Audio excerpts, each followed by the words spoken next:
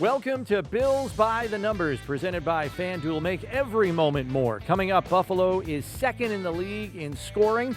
But what's going on in the red zone? How good are the Bills in bounce-back games? Can Steve come up with answers on passing yard differential in the numbers game? And we ask our one burning question. Somebody snap the ball!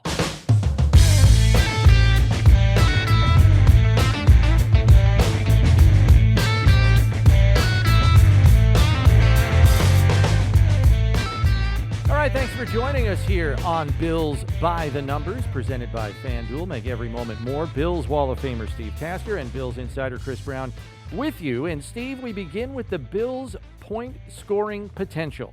Currently second in the league in points. They've scored more than 30 in 5 of their 6 games played, but there is a part of the Bills' offensive execution that is lagged behind. Red zone touchdown efficiency for the Bills at just over 55%. That ranks 26th in the league after 6 games played. We should note that Buffalo leads the league in red zone opportunities at 29. They're tied for 4th in total red zone touchdowns with 16. But 26, Steve, is not where they want to be in anything. So what the heck is going on there? Well, there's not too much going on.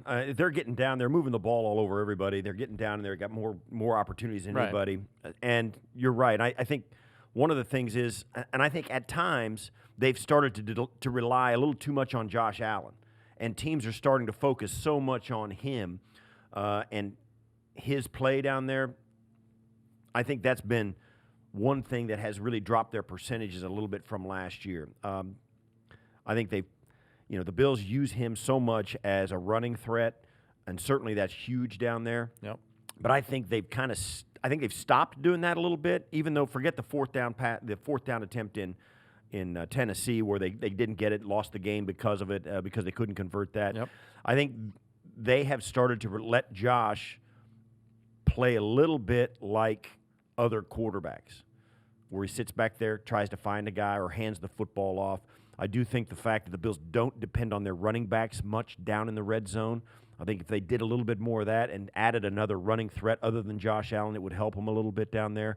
But I think they've kind of stayed with what was so successful last year and relying on Josh a little bit too much. And I think other guys, particularly the running backs, need to step up a little bit more than they have this year yet. And when you say rely on Josh, you mean with his arm more so than with his legs, which really made him a red zone conundrum for opposing defenses, because there were times where he would run a student body right play or something like that.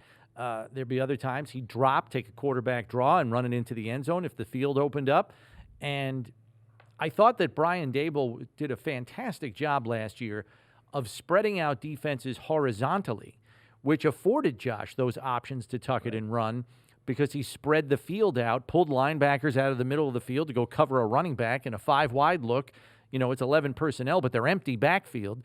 And that spread the entire defense out and opened up those rushing lanes for Josh if the opportunity presented itself to exploit them. Right. We haven't seen it as much this year, I want to say.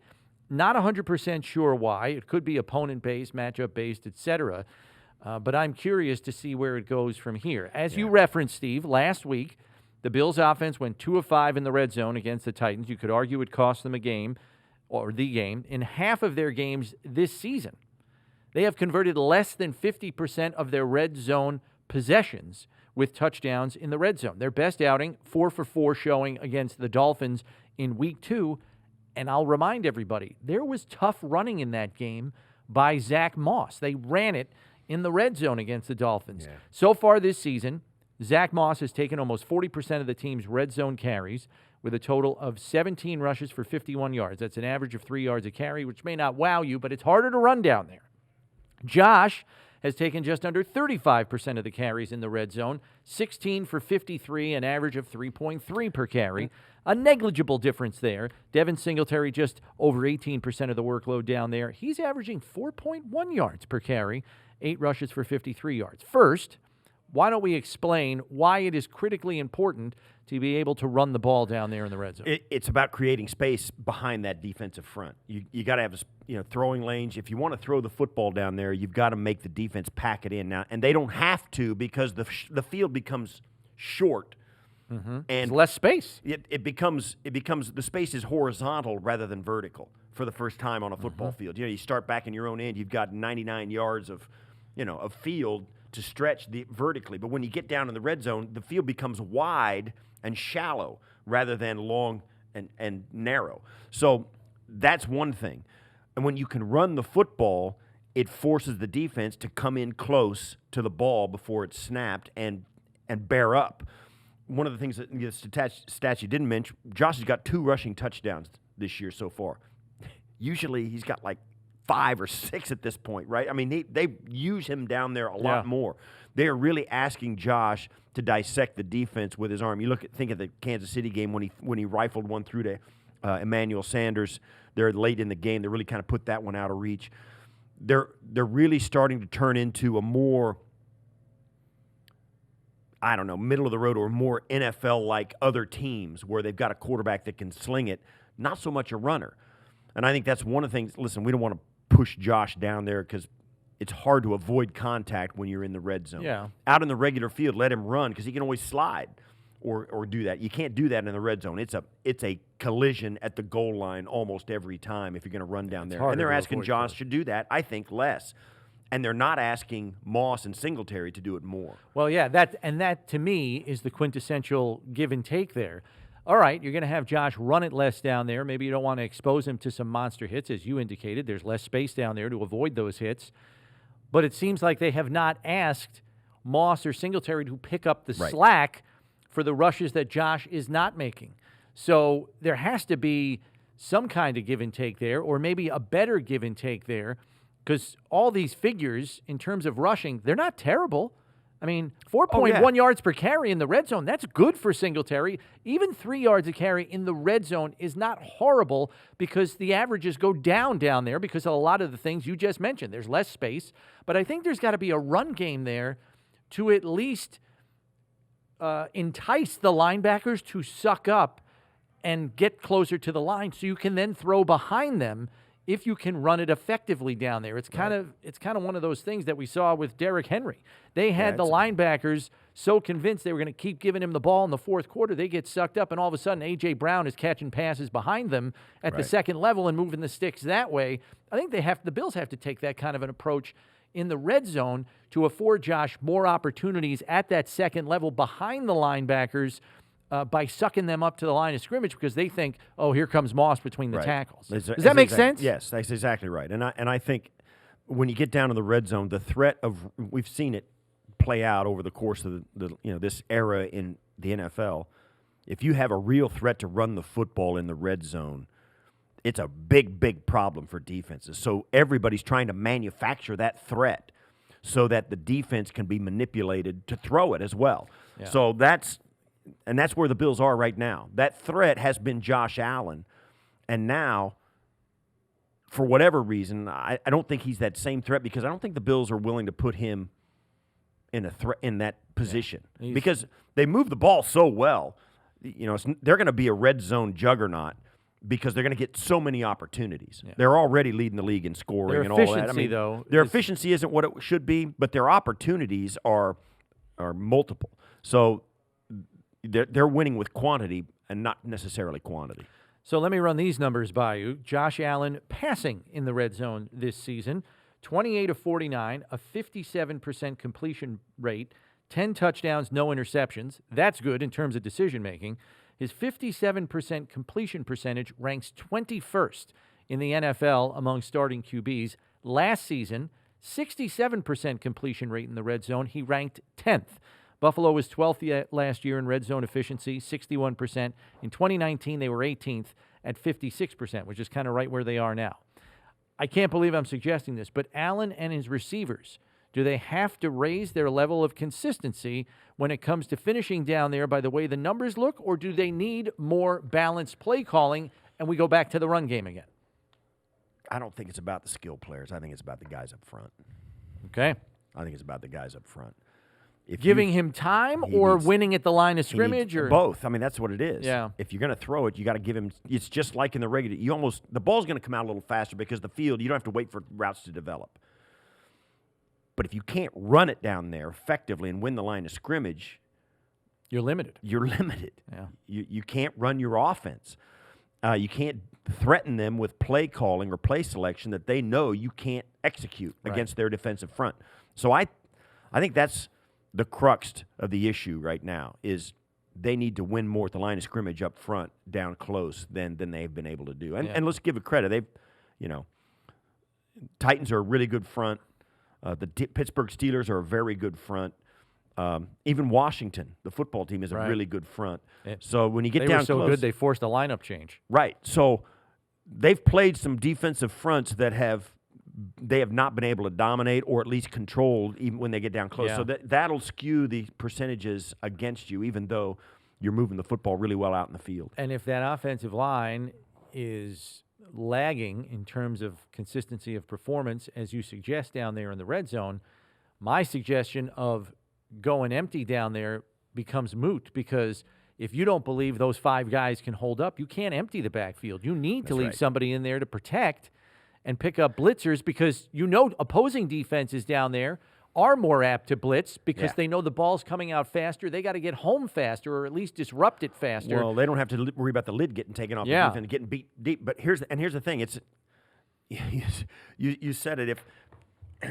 If you're not winning up front, if you're worried about your quarterback, you're not running your quarterback because he's too valuable to put him in there and have collisions at the line of scrimmage. So if he's that valuable, you also want to protect him.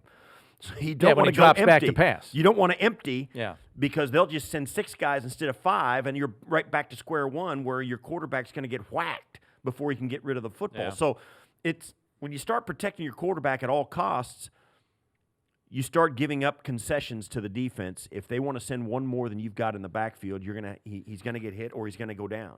And in this case, I know even in this day and age, Al Davis said it. Your quarterback's going to go down, and he's going to go down hard. Yeah. That's the philosophy of the defense. And if you're trying to protect that guy because he's so valuable to you, you don't want him to run the football, you're going to give something up to those guys. Yeah. And for all of you listening that are saying, wow, what are we worried about here? They're second in the league in scoring. They're scoring plenty of points, 30 points in 5 of their 6 games. What are we so worried about with the red zone? I'll just throw this at you, okay? Last year, according to Sharp Football Analysis, Warren Sharp is a big numbers guy. We hope to have him on this podcast in the not-too-distant future. Red zone touchdown efficiency was at a 10-year high last year, 62%.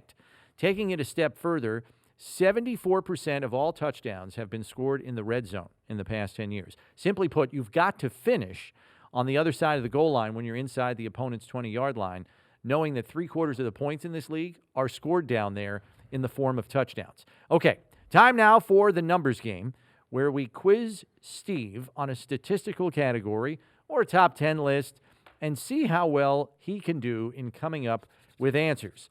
After all the talk that we just had about red zone, I thought I'd lighten the mood a little bit, ask you the top 10 teams in passing yardage differential. I know, pretty random.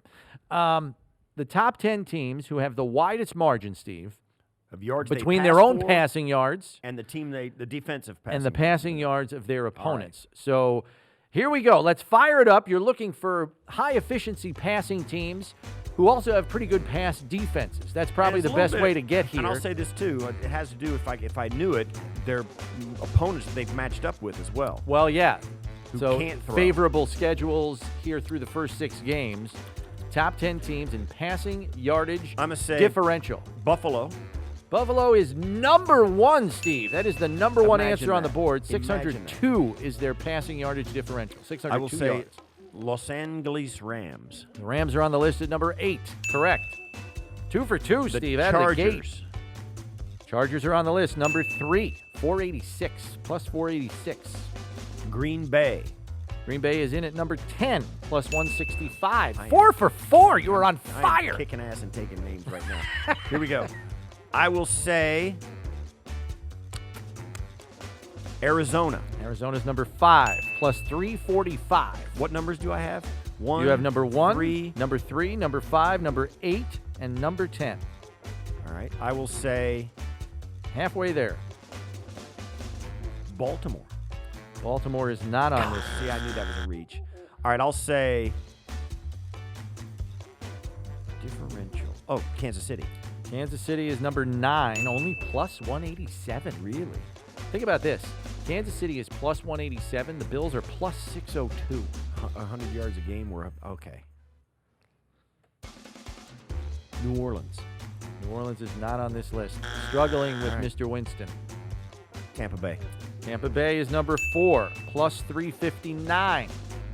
You've got 3 remaining, Steve. Can you go for the sweep here?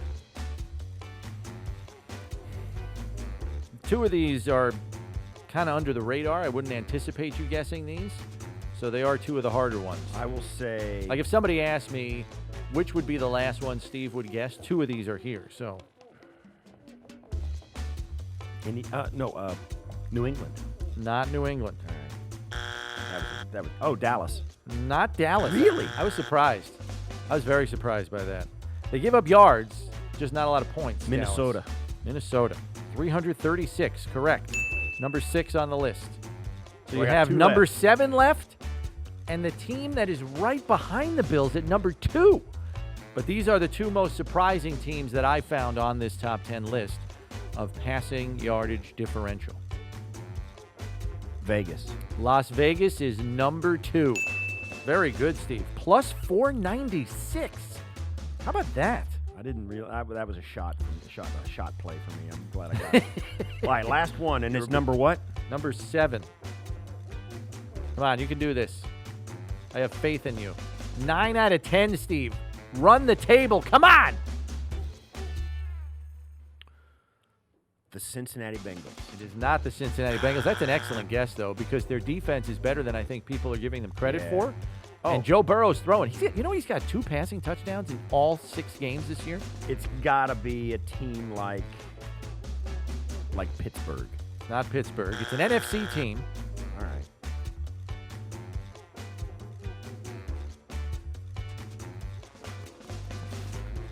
Carolina? It is Carolina, Steve. Really? Well done. Wow. Number 7 on the list at plus 285. We got to mark that down. Steve's got to get a little trophy or something. He ran the table on a top 10 list. I missed. And it's not like a he couple. guessed 20 times. He Yeah. probably only had like I had 4 or 14, 5 15 misses. guesses. I had 4 or 5 Very good. misses, yeah. Any guess as to who would be last in the league in passing yardage differential? Any guess? Houston. Horrible. Like, it's not Houston. I couldn't believe it. Oh, Detroit. It's Chicago. Minus 609. Listen. So the Bills are plus 602 in passing yardage differential to lead the league. Chicago minus 609 And they're 3-3. because they have a defense. Yeah. They're like number 8 in I the don't NFC think- right. They would be one spot out of the playoffs if it ended today, and they're minus 609. Wow, That's unbelievable. All right, so good job. All right. That might have been your best performance ever I'm in the feeling kinda numbers good game. about myself. Well done. We now move on to one burning question. The Bills now have the bye week to sit and think about their loss to the Titans on Monday Night Football. We saw them rebound in a resounding way from a difficult loss last year at the hands of Arizona, and that game also went into a bye. They came out of the bye, won their last 6 games, most of them by wide margins, Steve. Could they go on a win streak again coming out of the bye just like last year? I don't know, just like last year. They won like 10, right? Well, they won 6 in a row down the 6 in a stretch, row. 9 of their last 10 All right. on the season. But coming out of that bye, they ripped off 6 wins to end the regular season, and then obviously won 2 playoff games in addition to that before losing to the Chiefs. So the question, the one burning question, could they go on a win streak again coming out of the bye like last year? 6 in a row. 6 in a row? Well, It's a favorable schedule the here. 6th game is Tampa Bay. Well, and it is. No, I don't think so. I don't think they'll do that. What do you think is realistic in terms of a streak? They went 4-2 in the first 6 weeks. I think they'll go 4-2 in the second 6 weeks. Do you think they win their next 4 straight? Yes, I do. I do. I think they 'Cause beat the that's- Dolphins. I beat the Jaguars. They beat the Jets. And the Colts will be a really good football game. Mm-hmm. But it is in Buffalo. It will be November 21st, just before a short week headed to Thanksgiving against New Orleans. Yeah. I think those 2 games, New Orleans, the Colts, I think they go 1-1 in those 2 games. Either they win the Colts and Yeah. lose the Saints, or they, you know what I mean? The reason I worry a little bit about the Colts game is because of Jonathan Taylor and another very good offensive line. Right. We saw what happened at the line of scrimmage in the Monday night game against the Titans. Physical matchup. The Titans clearly played more physical than the Bills in that game at the line of scrimmage. I think the Colts offensive line has the capability to do that as well and determine the tempo of the game. And Jonathan Taylor is a thoroughbred. I mean, that kid, I still don't think he gets enough credit. He's 228 pounds, and he runs a 4.39. I mean, it is straight line type speed, much like Derrick Henry. He's not going to make you miss in the hole and shake you out of your shoes, but he is a major threat there. And it looks like Carson Wentz is playing better. So that's the potential speed bump there in this next stretch of games. And I think the Colts, having started 1-4, now 2-4, they're going to kind of gather themselves. I think they were a playoff team last year. They gave the Bills all they could handle last year with Phillip Rivers at quarterback. I think they're a team, much like Buffalo has been in the past, and I think Buffalo's the same way. These teams are going to be very different in a month and a half, which is where we're sitting before this game. It's a month away, or 5 weeks away. So they're going to be very different by the time they get there. And I think the Colts will have climbed or may climb out of that hole that they've dug themselves, although they've got a bear of a schedule, of which Buffalo's a part of it. I think, like I've said, I think the Saints are a team, the Buffalo, at least the coaching staff. It's tough to play down there, short week. Yeah. You're going to probably be coming off a very physical game against the Colts. Right. You might be hanging a little for that. Now, if the Bills do beat the Colts, and if they're healthy, because the Bills are going to be really healthy coming out and playing the Dolphins, and Jacksonville, depending on what happens. They're going to be very healthy coming into this. With the exception of Dawson Knox. We've got one guy with a busted hand. I think the Bills are poised to make a run here. And if they get through the Colts and the Saints and head into the Patriots on a 5-game winning streak, that's a game you'll want to see. The Bills are 4-0 under Sean McDermott coming out of the bye week with an average margin of victory of 6.5 points. They also have not lost 2 in a row, Steve, since their back-to-back losses in Week 5 and 6 last year to the Titans and the Chiefs. We now turn to our fantasy pick of the week. Steve, this is a big bye week for a lot of teams with quality fantasy players. The Bills, the Cowboys, the Chargers, Minnesota, Pittsburgh, even Jacksonville.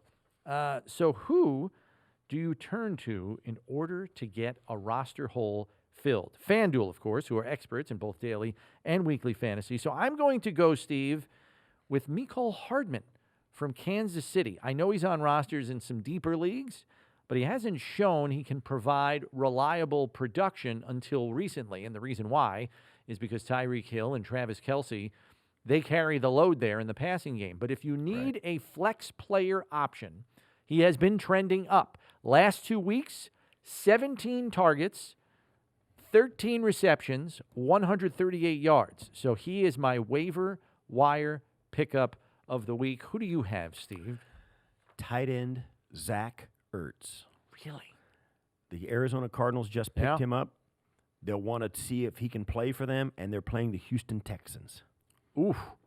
Who just released Merciless, their linebacker. Merciless, I think Zach Ertz might be the shiny new toy that Cliff Kingsbury gives Kyler Murray, saying, let's see what this guy can do and give him a chance for some targets this week in Houston or against Houston. That's a pretty good pick. And, we were talking about how Josh is running less, particularly in the red zone. Kyler Murray is running a lot less. I think he's got 38 rushing yards on the season. Last year, he had 11 rushing touchdowns. Right. So he's changed his formula in their passing game, too. It just hasn't slowed them down in the win-loss column. Those fantasy picks of the week brought to you by FanDuel make every moment more. Public service announcement, you can watch and listen to us on the Bills YouTube channel, but don't do that if you're driving in your car. Instead, listen to us on Spotify, Google Play, and all of your favorite podcast platforms. And be sure to subscribe so you know when our next episode is available for your selection. And remember, when you need to know about the Bills, you need to go with Bills by the numbers. Steve Tasker, I'm Chris Brown. We'll see you next week, everybody.